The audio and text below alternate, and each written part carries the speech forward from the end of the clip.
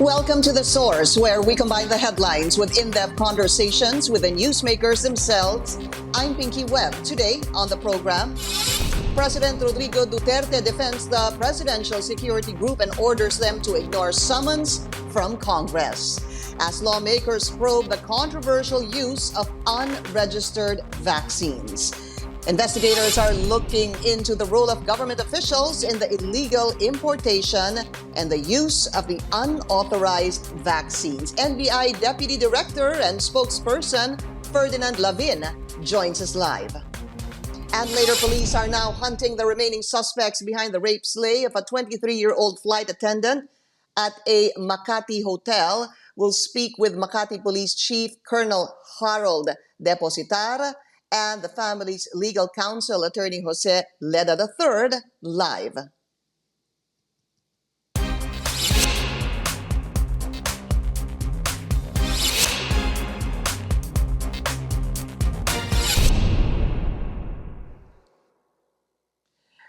President Rodrigo Duterte is blocking the plan of some lawmakers to question the Presidential Security Group for its controversial vaccination with unregistered doses against COVID-19. He ordered PSG Commander Jesus Durante to ignore summons from Congress. Before leading to this, the president has warned lawmakers, quote, not to tinker with the PSG. Here's the president in his own words.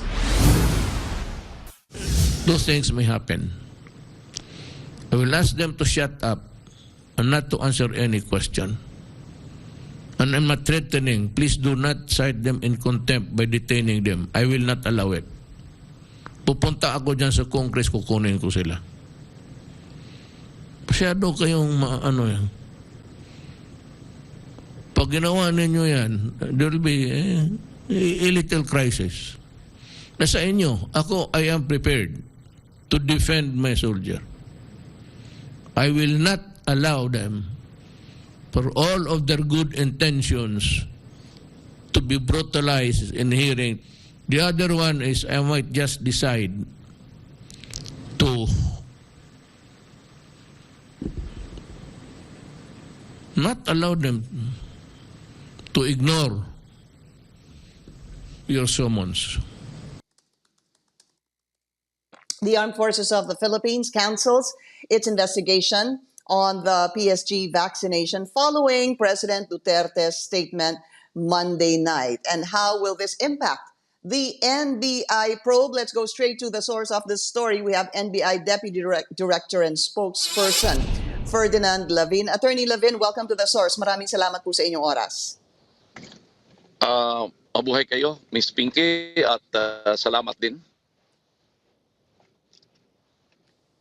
Attorney, let me ask you first this. Tuloy pa rin ho ba ang investigation ng NBI in spite of the President's pronouncements last night to Congress? Sabi po niya, he might tell the PSG just to shut up. Or kapag pinilit na papuntahin sila sa Senado, this could end up to be a little bit of a crisis. And he said, I'm ready to defend my soldiers. Or, sabi niya, simply he might not allow them na pumunta sa Kongreso. With the pronouncement of the President, tuloy pa rin ho ba the NBI investigation?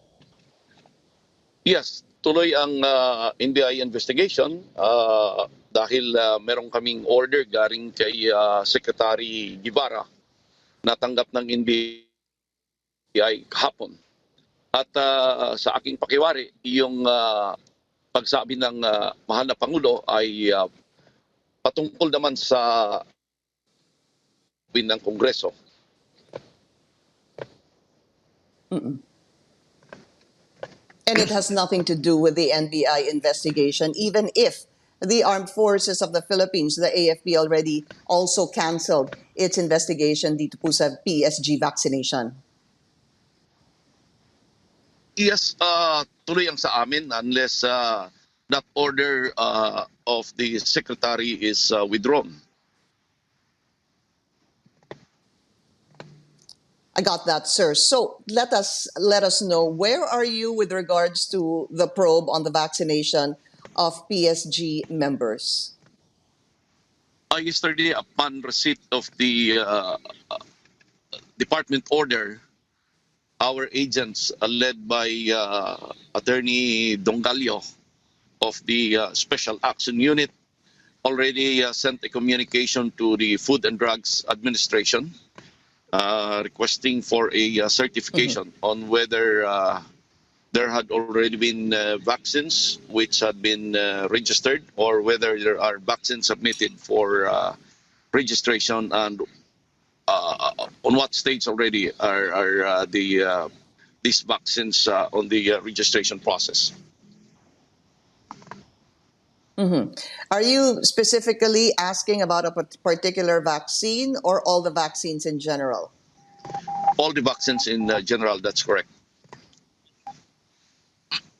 Okay. Yung pong si PSG Chief Durante, have you reached out to him? Has the NBI reached out to him? And is he willing to speak to the NBI? I understand we are going to reach out to him either today or in the next few days, maybe through the Armed Forces of the Philippines, under which the PSG is.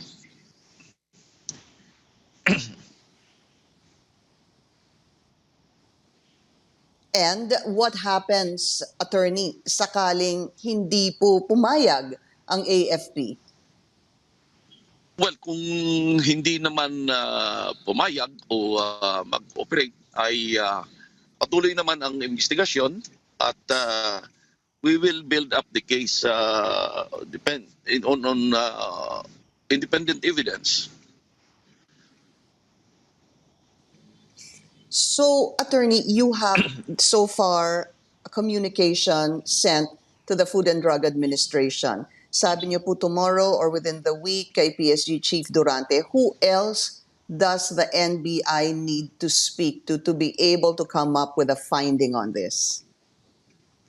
We expect to reach out. We are expected to reach out also to the Bureau of Customs on whether there had been importations or smuggling of reported smuggling of these vaccines.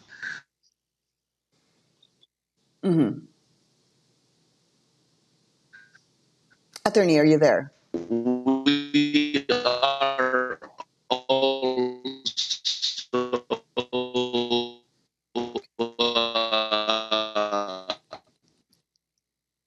Okay. I am not getting a clear signal from the spokesperson of the NBI. Let's try to call him again. So basically, ang huling tanong ko sa kanya, sino pa ang kailangan nilang kausapin regarding this probe on the vaccination of PSG members, rather. He earlier said, Attorney Lavin earlier said, that the investigation will continue in spite of the president's pronouncements last night, which was directed to Congress in the event that they will summon the PSG chief. Para sa Pangulo, mas mabuting either hindi magsalita ang PSG, si PSG Chief Durante, or posibleng hindi payagan ng Pangulo for the PSG chief to actually show up in this investigation. Let's of course remember there is going to be a committee of the whole session, rather, on January 11 by the Senate that will look into this vaccination program of the government. And the question remains, ipapatawag ba nila si PSG Chief Durante regarding this? I think Attorney Lavin is back on the line. I hope we have a better signal with him. Attorney Lavin, can you hear me? Yes, ma'am.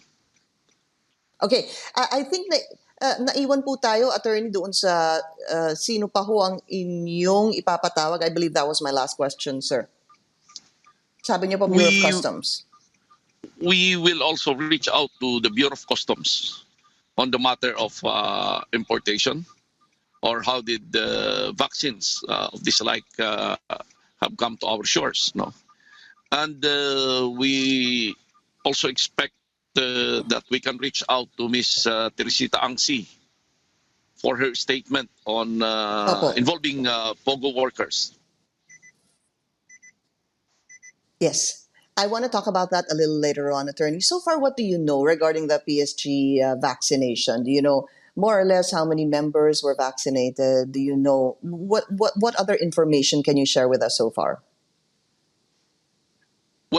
None at the moment because we are still trying to reach out to, again, the PSG through the AFP and the Bureau of Customs and Ms. Teresita Angsi for additional information. Okay. And sa PSG, attorney, who do you want to interview? Obviously, you want the PSG chief Durante. You want to be able to interview him. Who else sa PSG?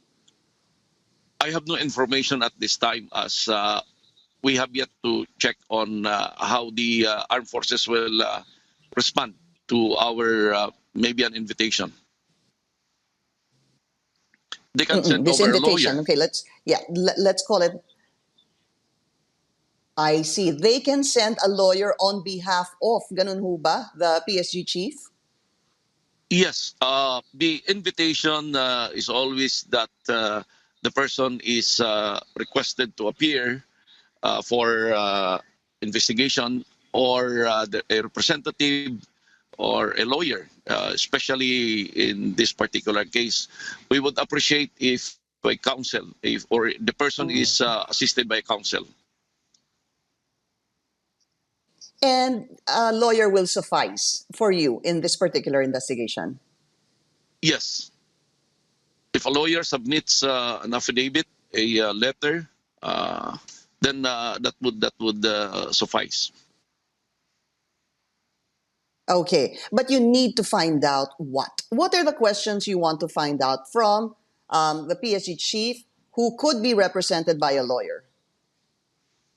I'm not privy to the details of the investigation. Again, this would depend on the certification from the FDA, certification from Customs, Bureau of Customs.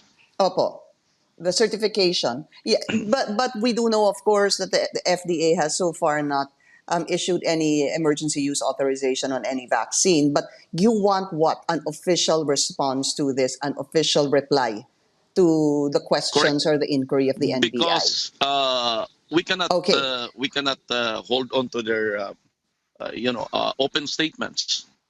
No, we want it in black and white, so we can use it in courts of law right. if this will go to the courts of law. When do you intend to finish the probe, sir? There is no timeline, but as contained in the department order issued by the good Secretary Guevara, we are required to report periodically to the Secretary on the progress of the investigation. Within 10 days from yesterday, we are required to submit 10 working days from yesterday. 10 working days, yes. Yes. And isasama niyo na po dito yung probe doon sa 100,000 POGO workers who were also vaccinated. Kasama na rin po dito yan. Hopefully, we can get enough information on that. The whereabouts, the identities, how it happened.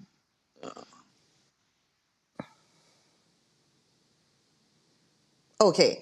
Maraming salamat po sa inyo, Attorney Ferdinand Lavin of the National Bureau of Investigation. Thank you, sir.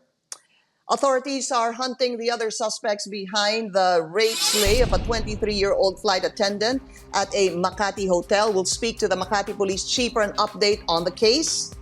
This is The Source on CNN Philippines. Please stay tuned.